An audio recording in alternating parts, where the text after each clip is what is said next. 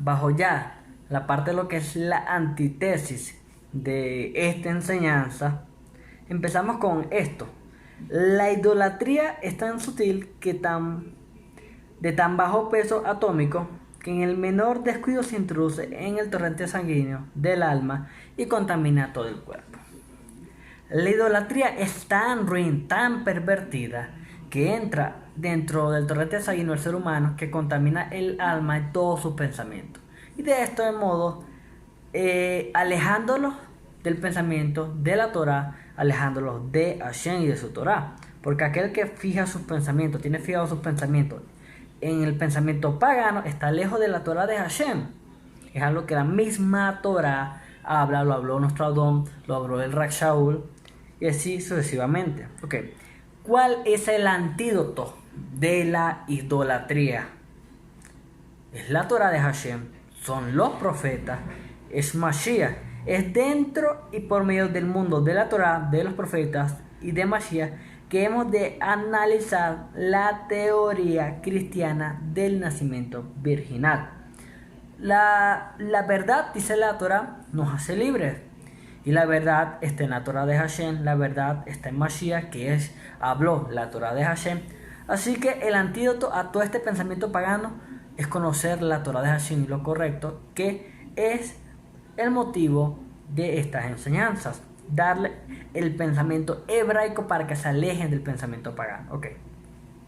Básicamente, cuando hablamos del nacimiento virginal, nos referimos a la teología cristiana por la cual Jesús de Nazaret fue concebido no por los medios normales, que todos los hombres a partir de Adán han sido concebidos o somos concebidos, es decir, con la participación de un hombre que provee la sustancia blanca y con la participación de una mujer que provee la sustancia roja, sin olvidarnos de la asistencia divina de Hashem, que es, o mejor dicho, que nos da o provee el espíritu humano, sino que nació de una mujer virgen, la Virgen María, como lo conocen algunos, sin que mediara en el acto de ninguna participación de José, su esposo.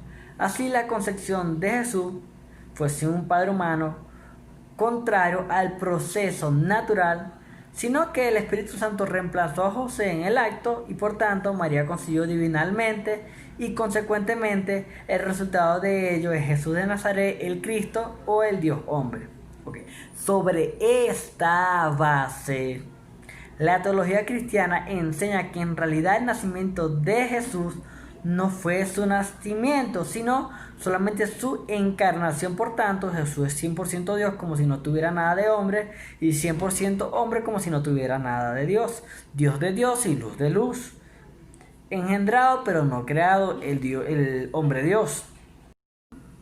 Ahora, de aquí la Iglesia Católica misma, la original, basa lo que dice María, Madre de Dios. Esto explica por qué en la doctrina católica el culto a María y el rezo a María es parte integral de su liturgia. ¿Por qué? Porque a esto la Iglesia tiene que añadir dos conceptos más para asegurar su doctrina. Uno, la virginidad de María, para negar la participación de José todo el tiempo. María, por lo tanto, fue virgen antes del parto, durante el parto y después del parto. En otras palabras, que después de haber dado a luz al Dios hombre, María seguía siendo ¿qué? Virgen. Ok. Nace otra teología o teoría más, que esta es más netamente católica, que es la Asunción de María, que es lo que conocemos lo que conocemos o lo que se conoce en la fe católica, que debido a que fue concebida sin pecado y vivió sin pecado y nunca se contaminó con el pecado, fue llevada viva al cielo en cuerpo y alma, y por lo tanto es la madre de toda la humanidad. De aquí sale estos pensamientos católicos, que bien sabemos que la fe cristiana, o sea, cristiana protestante y cristiana evangélica, no practica, pero hay que entender que vienen del mismo origen. del mismo concepto trinitario mariológico que justifica o que busca justificar el nacimiento virginal de Jesús. Ahora, vamos a ubicarnos un poquito en concepto histórico, recordando lo de las anteriores clases. Estamos hablando del siglo aproximadamente 16 al 19 en esta época. Hay que decir que con la reforma protestante muchos cristianos se separaron de Roma y sus creencias, y así se formó lo que dije anteriormente, el cristianismo protestante y el cristianismo evangélico. Y muchas de las desviaciones de la iglesia madre, cuando digo madre, catolicismo, han intentado corregirse por sus hijas protestantes y evangélicos, pero al fin y al cabo, en materia, en sustancia, es la misma cosa, porque la reforma, vamos a recalcar lo que dije en el inicio, no cambió a la iglesia, la dividió y creó más iglesias, con más o menos, pero con el mismo ADN que la iglesia católica, la madre. No se trata si tiene más catolicismo o si tiene menos catolicismo, el problema es que tiene catolicismo. Por eso no hay credo cristiano protestante o evangélico que nieguen el nacimiento virginal, no porque es una verdad, sino porque es el ADN de la madre que se les transmitió. Por eso ellos niegan la asunción de María como madre de Dios, como que subió al cielo en cuerpo y alma, como dice la iglesia católica. Niegan su inmaculada concepción, pero nunca el nacimiento virginal. Porque ello es, como dije anteriormente, el fundamento mismo del cristianismo, sea católico, protestante o evangélico, es el mismo fundamento. El cristianismo viene de ahí. Bien, vamos a ser un poquito pacientes, un poquito generosos. Aquí, ¿por qué? Se preguntarán. Porque vamos a hacer el esfuerzo para colocarnos en los zapatos de los teólogos cristianos. Porque tristemente ellos también son víctimas de la tradición católica pagana. Ahora, hay una lógica doctrinal, o sea, una lógica errada, pero lógica entre ellos, en posición cristiana sobre el nacimiento virginal. Vamos a abrir comillas aquí. Vamos a ver, ok. Para un cristiano, si Jesús no nació por obra y gracia del Espíritu Santo, sin la intervención de José, entonces no es libre del pecado original que se transmite sexualmente de padre a hijos. Y si Jesús fue concebido en pecado como todos los hombres, entonces, lógicamente, no puede salvar a ningún hombre, porque él mismo requeriría salvación. Vemos esta connotación lógica del pensamiento cristiano, que vemos que entre ellos es una lógica, pero a la luz de la Torá es algo grotesco. ¿Por qué grotesco? Porque la Torá, que vamos a ver más adelante, nos enseña algo diferente. Y otra razón para decirle grotesco es que vienen de un origen pagano como es el catolicismo. Ok. ¿Con qué mira hacen esto? Con la mira entonces de proteger al Salvador, que se creó el dogma del nacimiento virginal. El nacimiento virginal, al criterio cristiano y católico, es la manera de proteger al Salvador para que no naciera en pecado. Fin. Si el Cristo católico nació de padre humano, no puede ser hijo de Dios. He aquí la lógica cristiana. Si el Cristo nació de padre humano, no es hijo de Dios. Vuelvo y recalco, he aquí la lógica cristiana. Ok. Y como el ángel en Lucas o Gilel 1:35, cuando diga Gilel me refiero a Lucas, cuando diga Lucas me refiero a Gilel. Ok. 1:35 dice, dijo a María que será llamado ¿qué? Hijo de Dios. ¿Ven cómo parten de esta lógica? Si hubiese tenido un padre humano, no hubiera sido nada más que el hijo del hombre, como cualquiera de nosotros. Pero nunca Dios nunca hijo de Dios, o como dicen ellos, Dios manifestado en carne. Bajo ese argumento, Dios manifestado en carne porque es hijo de Dios. Si no es así, no puede ser llamado hijo de Dios. Vemos como bajo el pensamiento humano quieren justificar la Torá, y eso está errado. Ok, sigamos siendo pacientes.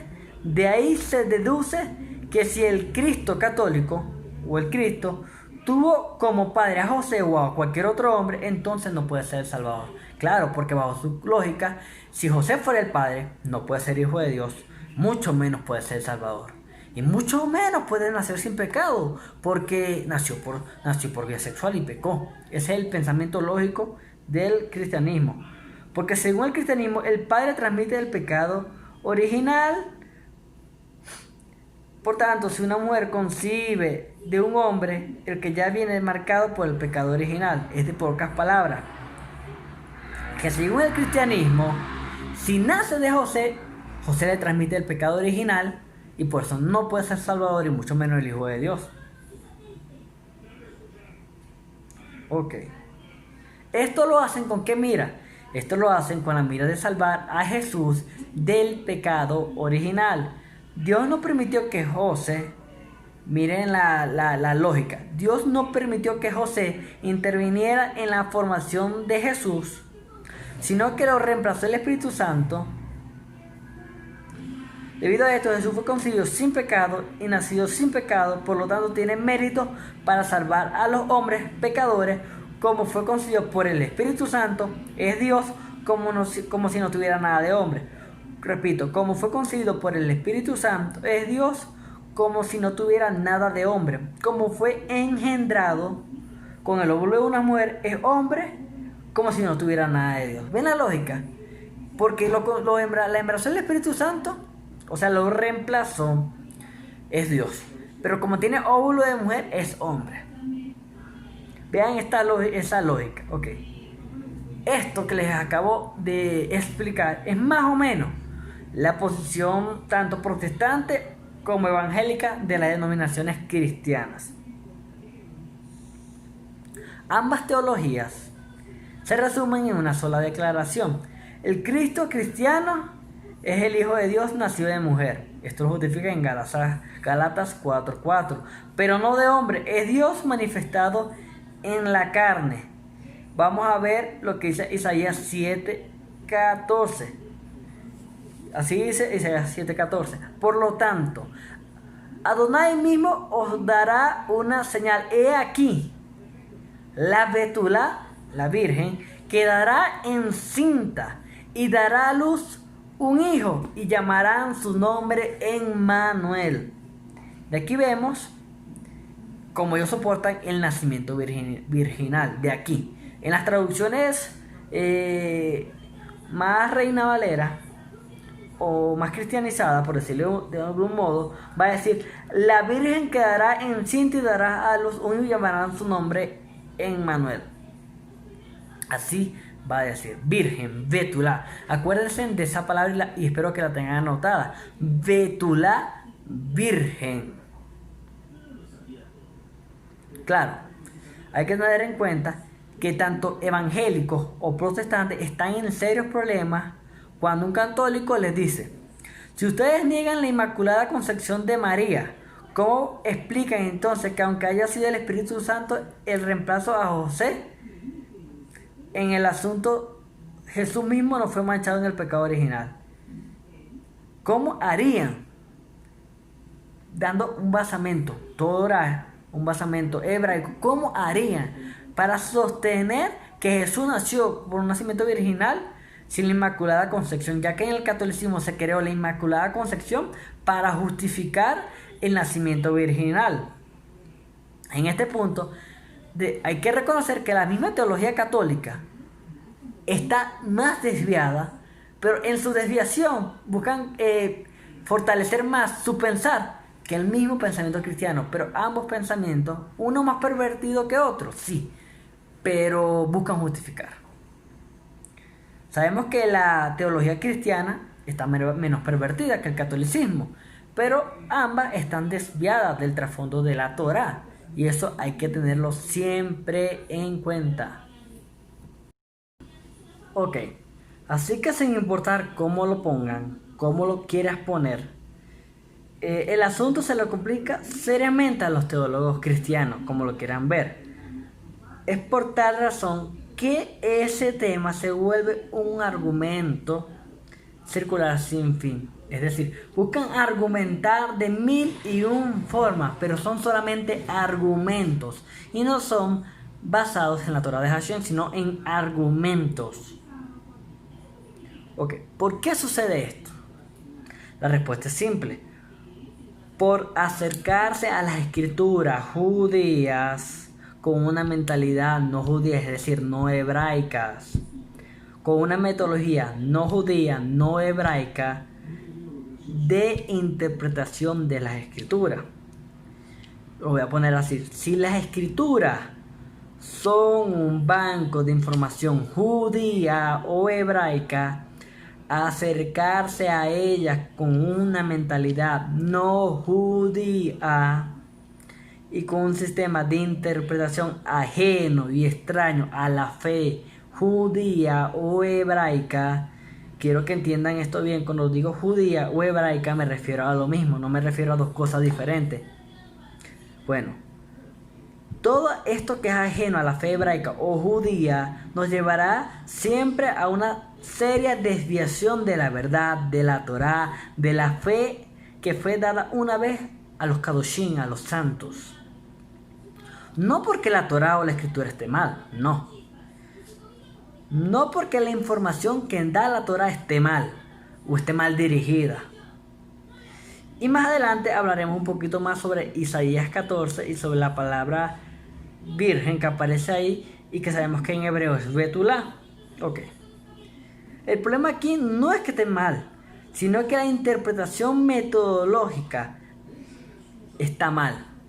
Cuando hablamos de interpretación no solamente hablo de la manera de ver, las perspectivas como la explican, como la hablan, sino también a la manera de traducir. El problema de traducción de palabras en hebreo al español o de entender con un pensamiento grecorromano la Torá, que es hebraica, es que no entienden el trasfondo hebraico. Y Isaías 7:14 es uno de esos versículos que, como no tiene la veracidad de la palabra virgen o de la palabra o en otras traducciones, como aparece en Isaías 7:14, en otras traducciones dice mujer joven o jovencita.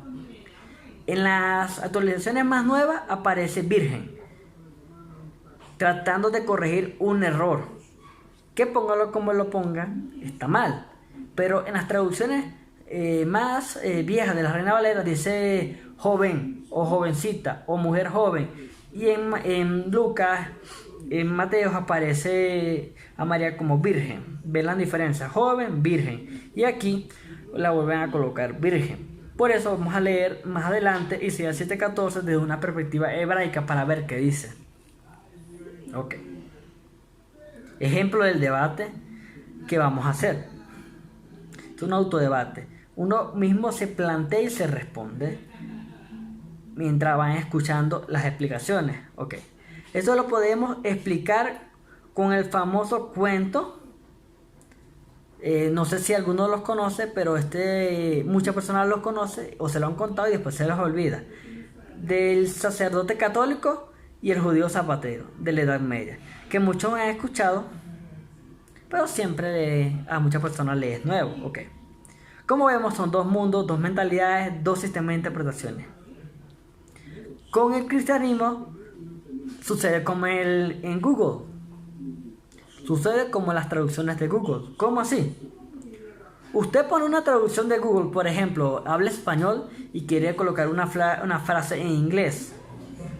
Tienes una idea de lo que dice, pero no lo que es. El problema del traductor Google, todo el que ha usado el traductor Google sabe los problemas que tiene. Le pones a traducir algo y te da una idea, pero nunca la traducción de lo que es. O mal traduce las cosas. Eso pasa cuando traduces la perspectiva hebraica con una perspectiva griega. Suceden malas traducciones o malas interpretaciones. Tienes una idea, pero no tienes en realidad lo que es, no entiendes el fundamento.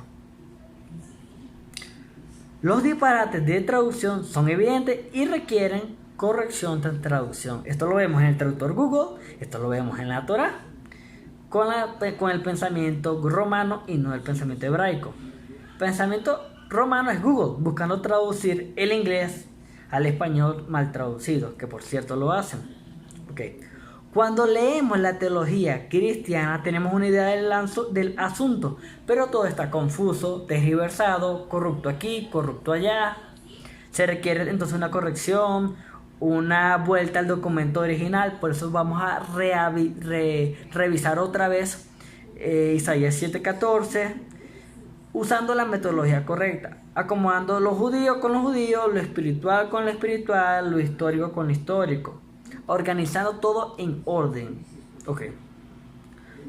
Pero existe un problema. Cuando acomodamos lo judío con lo helenista, la Torá con lo pagano, lo griego, lo espiritual con lo material, lo histórico con lo doctrinal, entonces creamos un híbrido teológico que no tiene sentido, que no tiene argumento, que está vacío de la Torá de Hashem. Por esto, en el judaísmo nunca podrá aceptar los postulados del cristianismo, ni aceptar al Jesús cristiano, que es inadmisible doctrinalmente para el judaísmo, ni mucho menos aceptar al Cristo cristiano, que es una desfiguración del Mesías judío. Eso es lo que es el Cristo cristiano, desfiguración del Mesías judío. Es decir, es la antítesis del pensamiento hebraico. Por eso tenemos que hacer estamos haciendo una antítesis del pensamiento romano para ver lo que es. O mejor dicho, la desfiguración del Mesías, que es el Mesías cristiano, la desfiguración del Mesías judío, no es nada menos que el antimesías del Mesías judío. Eso es lo que es. Porque como está escrito en el Código Real, recalco, Nuevo Testamento, Código Real, cualquiera que niegue a Yeshua es descendiente del rey David, ese es el anti-Mashiach. Romano, Yohanan, Juan.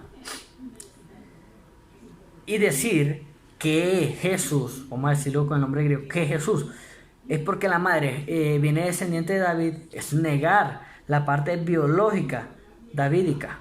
Porque entendimos que el reinado y la sucesión al reinado viene por de padre a hombre, no por mujer. Ok.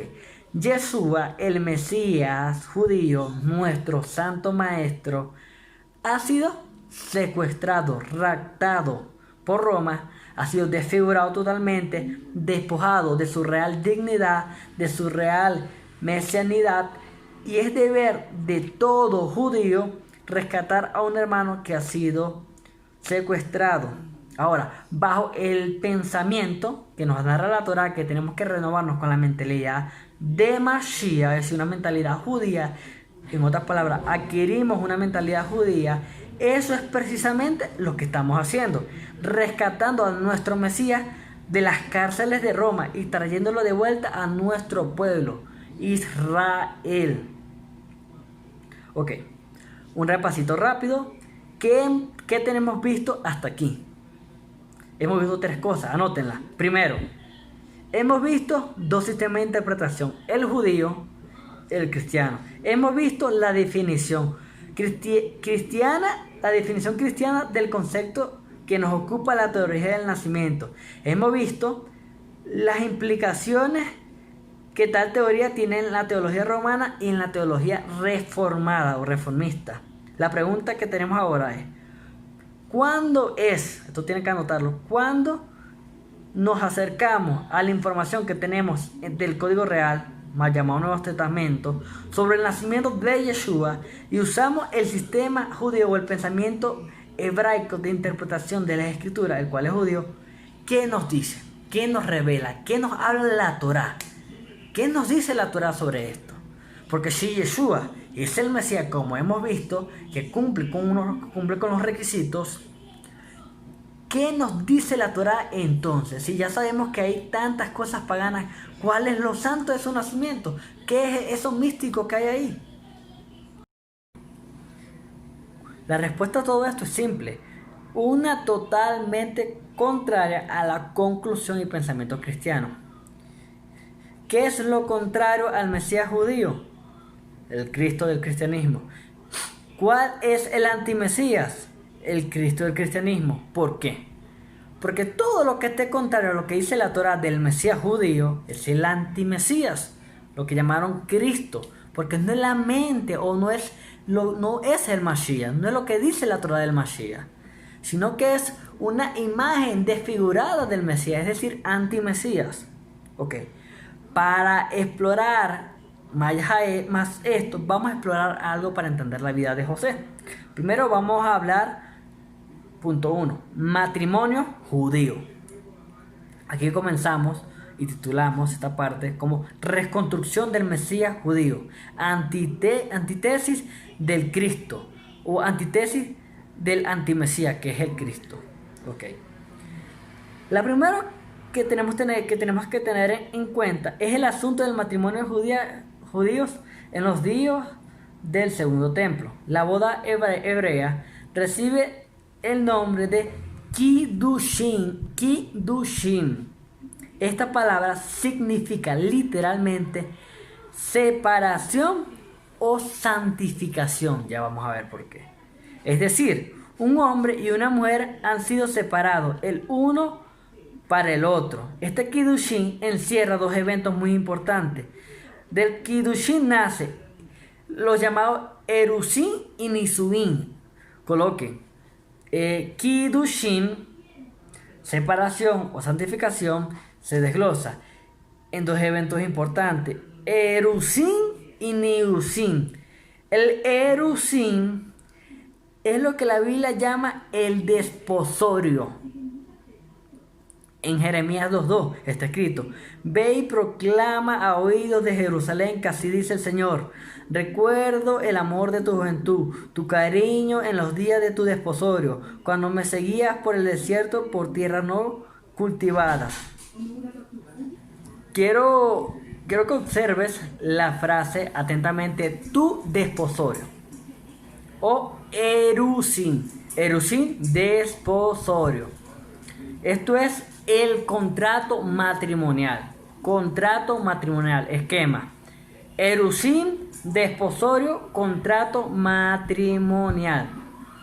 Esto vamos a colocarle un nombre muy común ahorita. Vamos a decirle noviazgo judío. No es el nombre, pero le vamos a decir ahorita así para que vaya entrando en lo que es el tema. Coloque noviazgo judío entre paréntesis porque no es lo que debería ser.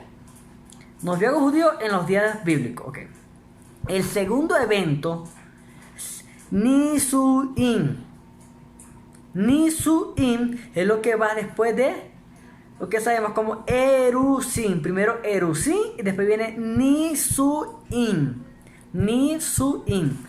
Otra palabra, el Erusin, contrato matrimonial. Ahora vamos a decir noviazgo y matrimonio. A modo cristiano o a modo secular. Noviazgo y matrimonio. Pero es para que ya entrando en calor, pero ya vamos a eliminar esos dos puntos. Sobre todo el de noviazgo. Ok. El noviazgo judío era el primer evento. Después viene Nisuin, que es propiamente la boda. Matrimonio. El matrimonio, la boda. Cambiamos matrimonio por la boda. ¿Cuál es el evento de Nisuin? Es la boda. Ahora, ¿qué significa la boda? El venir juntos bajo la jupá y consumar luego el matrimonio por medio de la primera relación sexual. Vamos entrando en calor o en tema.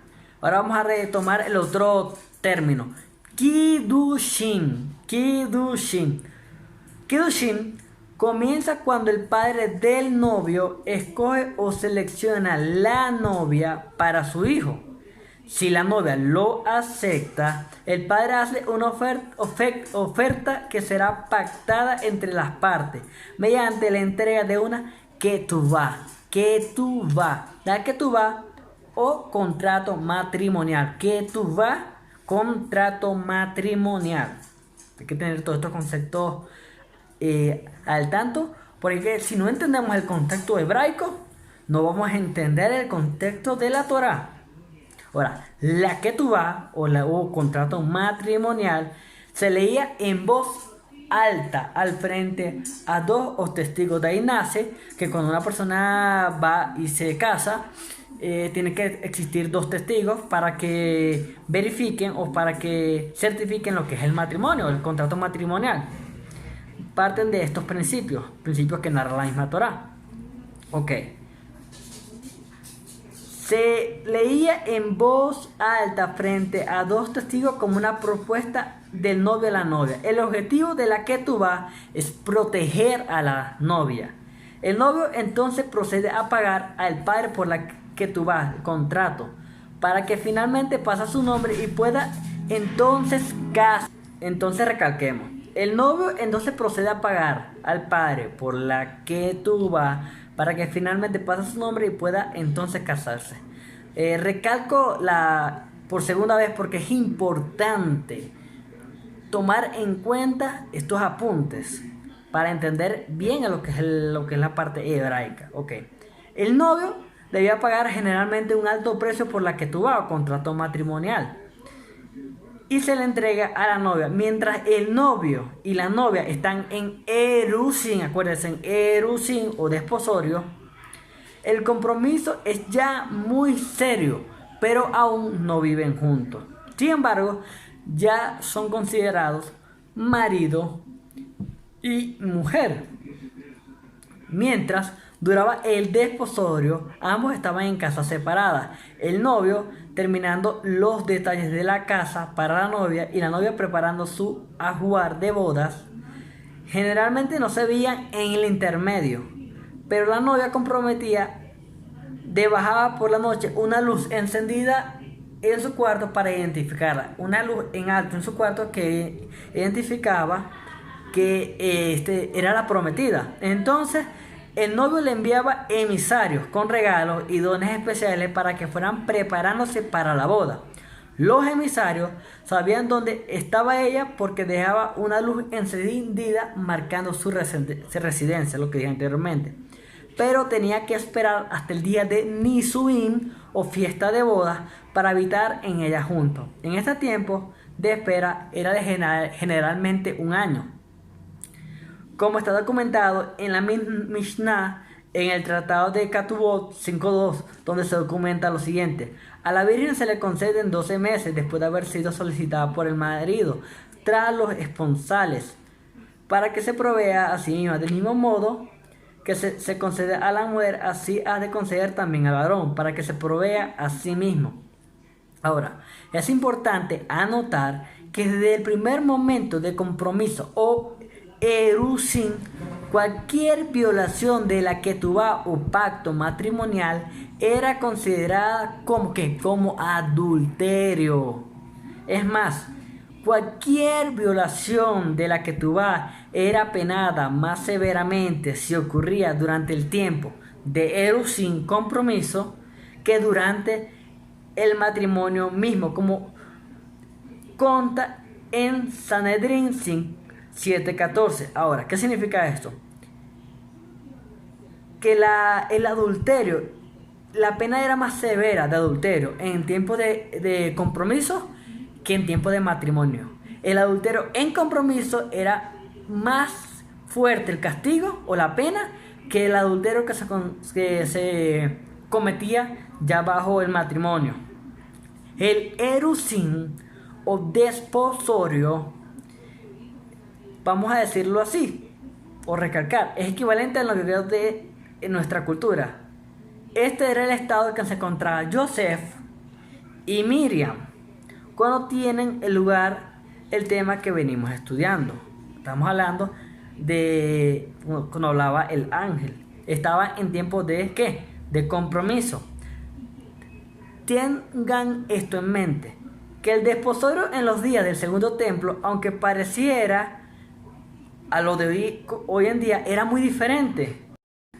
Hoy en día el noviazgo es un tiempo para conocerse, pasar el rato, entretenerse un poco, y luego si todo sale bien, se casan, Si no se separan y cada cual busca una nueva pareja y no pasa nada. Lo que llama a la gente amor de verano. Esto es parte de lo que es el contexto de noviazgo hoy en día. En los días del segundo templo las cosas no eran así, era algo aún más serio. En aquellos días el hombre debía ofrecer o debía hacerse de un oficio. Luego debía construir su casa y solamente después buscar esposa. Ahora pregúntese, ¿había o no una diferencia con nuestros días? Ciertamente que sí. Vemos como el mismo ser humano, incluso en estos temas tan cruciales e importantes en la vida del ser humano, se ha ido desviando hasta en eso.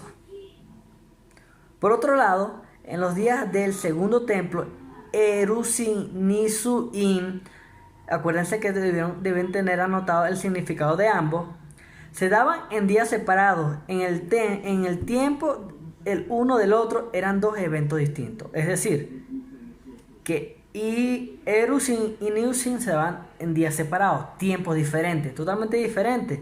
Eran eventos distintos. El primero, Erusin, legalizaba la relación y el segundo, Nisuin, la consumaba. Ok, vamos a hacer un pequeño resumen de qué es esto. El matrimonio judío tiene dos momentos importantes. El primero, el Erusin desposorio, que es el contrato legal que une a un hombre con una mujer. Según Nisuin, la consumación del matrimonio que tiene lugar con la unión íntima por primera vez. Existen tres formas de adquirir esposa. ¿Cómo adquiría un varón judío su esposa en los días bíblicos? La ley judía habla de tres maneras de obtener mujer. Estamos hablando de la ley judía. Uno, porque tú vas. Contrato matrimonial. Cuando el padre le concertaba el hijo, la desposaba y el novio tenía que pagar una ketubá que se le daba por un precio que se le daba el derecho a casarse. O sea, pagaban la ketubá por un precio y eso le daba el derecho a casarse con la mujer. Dos, por dote, una prenda dada por el pretendiente que o no tenía padre o era un adulto que se proveía por sí mismo y era aceptada por la dama.